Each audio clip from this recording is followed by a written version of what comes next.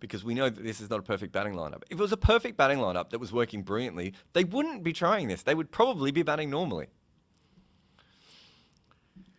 DM95 says, what are your initial impressions on Jarrod's keeping? So I was quite impressed. I thought he was quite neat and tidy in yesterday when I saw him keep. He wasn't picking Kuldeep, so I was a little bit worried about that. Did he drop that catch down the leg side? I never saw if they got an edge off. I think it was off Stokes. I didn't like the way he went for that. I feel like he looks a little bit divey to me when he's back at the stumps. And there were two different kinds of deliveries that I thought were a worry for him up at the stumps. One was the wrong ones he wasn't picking. You would hope he would just work that out over time. So I'm less concerned about that. But the other one was there was a ball when Folks almost got bowled from Kuldeep, where Jarrod was looking at it like a batter.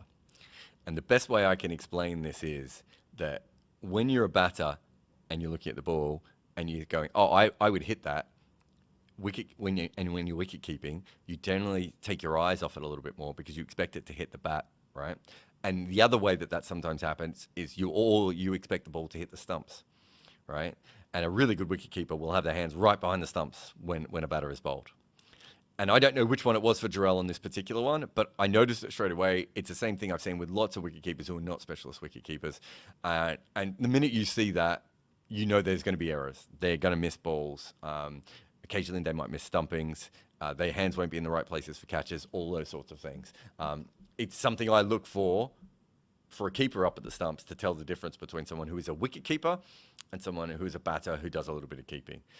I saw that. It's not the end of the world because you don't want to rush to judge a wicket keeper based on, like, I don't know, how many overs did they face? Whatever it was, 80 overs. And the reason you don't want to is someone can come out in their first test and bat horribly. It doesn't mean they're not a specialist batter.